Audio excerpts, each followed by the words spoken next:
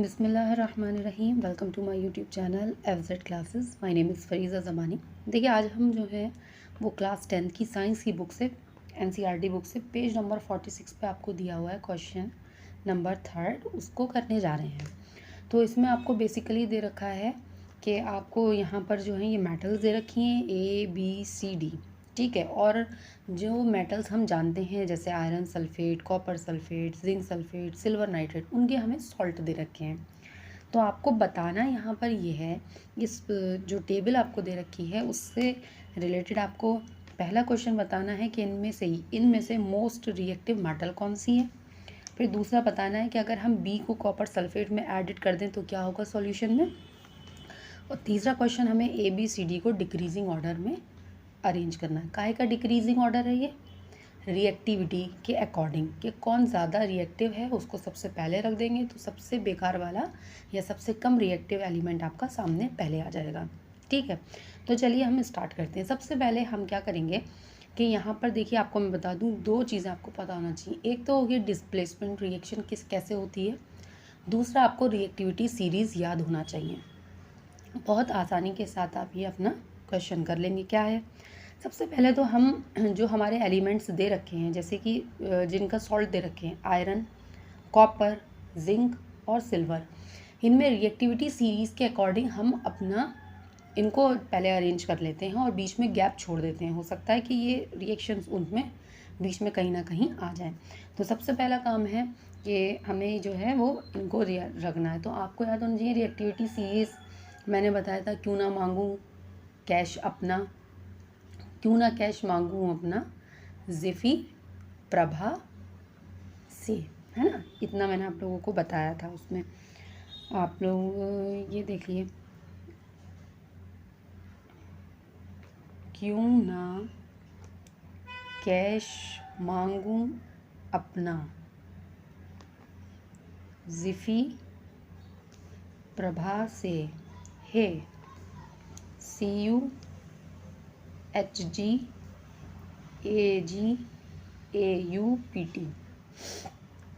ये है। आप निमोनिक्स जो है तो इस पर देख सकते हैं जा कर के, बट मैंने ये बना दिया। इसी हिसाब से हमारे पास दे रखी है आयरन, कॉपर, जिंक और वो। तो आयरन हमारी ये हो गई, ठीक है, जिंक ये हो गई, कॉपर और सिल्वर ये हो गई। तो कॉपर ये है, सिल्वर ये है। क्या करें अब, सबसे पहले इन्हीं को अरेंज करते हैं। तो सबसे ज़्यादा रिएक्टिव कौन होगा? आयरन, वो जिंक, बिल्कुल ऐसे ही लिखेंगे ना। तो जिंक हो गया सबसे ज़्यादा हमारा रिएक्टिव एलिमेंट इन सब में, मतलब कि अगर इनके सॉल्ट के हिसाब से इन मेटल्स को देखें तो इनकी रिएक्टिविटी, फिर हम बीच में जगह छोड़ देंगे इन वाली मेटल्स के लिए। आयरन हो गया, फिर आता है कॉपर एंड आफ्टर इसके आ रहा है सिल्वर।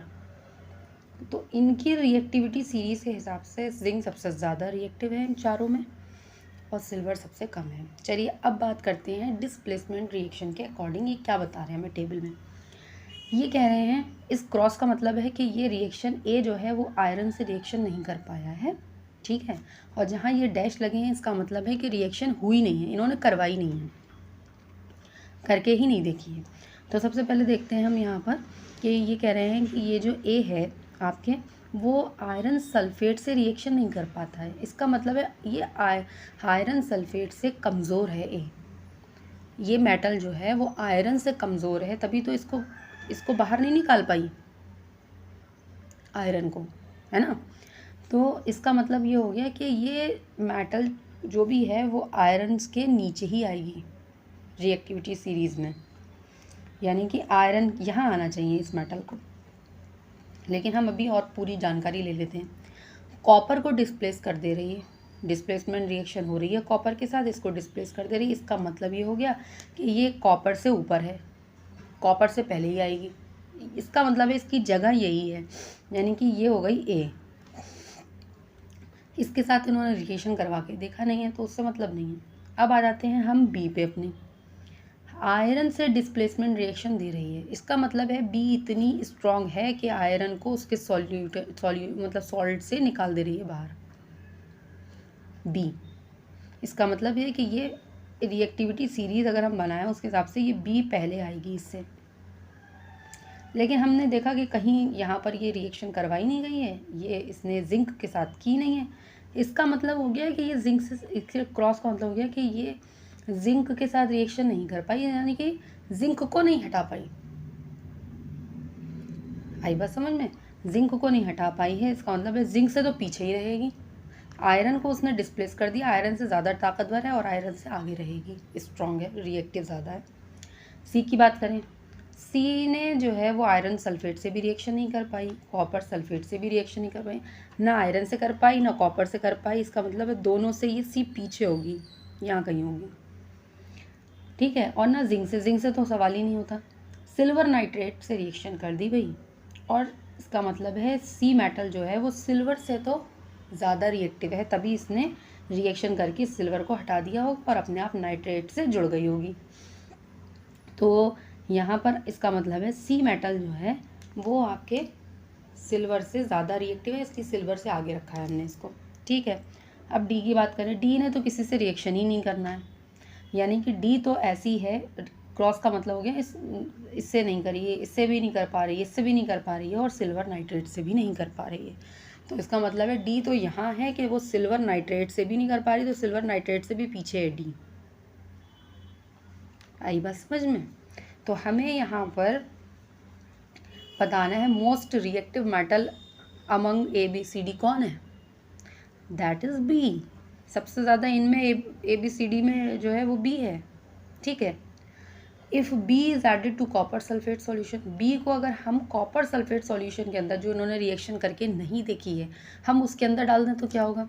तो सिंपल सी बात है, जब ये आयरन को, यानी कि जो कॉपर से भी ज़्यादा रिएक्टिव है, उसको डिस्प्लेस कर दे रही है, ठीक है, तो कॉपर को क्यों नहीं करेगी?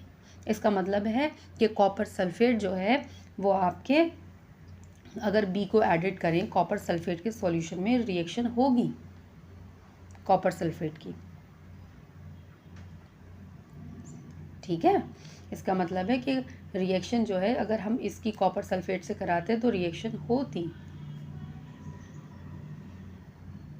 क्या हो जाता है यहाँ पर हो जाता बी सल्फेट, मतलब कि वॉट एवर द एलिमेंट, कुछ भी हो सकता है यहाँ पर, ये तो हमें खैर खुद भी नहीं पता है अभी क्या है, बट बी सल्फेट होता है यहाँ पर, कोई भी नंबर यहाँ, और कॉपर अलग हो गई होती। Arrange A B C D in decreasing order, decreasing का मतलब होता है कि हमें सबसे पहले, हमने पढ़ा है थर्ड फोर्थ में कि जब डिक्रीज़ करना हो तो हमें सबसे पहले हाई, जिसकी ज़्यादा है वैल्यू उसके रखेंगे। तो ये डिक्रीजिंग ऑर्डर ही आपको रखा हुआ है, दे रखा, बी फिर ए सी एंड डी, ठीक है। ये आपका पूरा कंप्लीट हो गया। तो आई होप कि आपको ये वीडियो मेरा पसंद आया हो, तो ज़्यादा से ज़्यादा सब्सक्राइब करिए, कमेंट बताइए कि आपको ये कैसी वीडियो लगी है, अच्छी लगी हो तो लाइक करें, और thank you for watching this.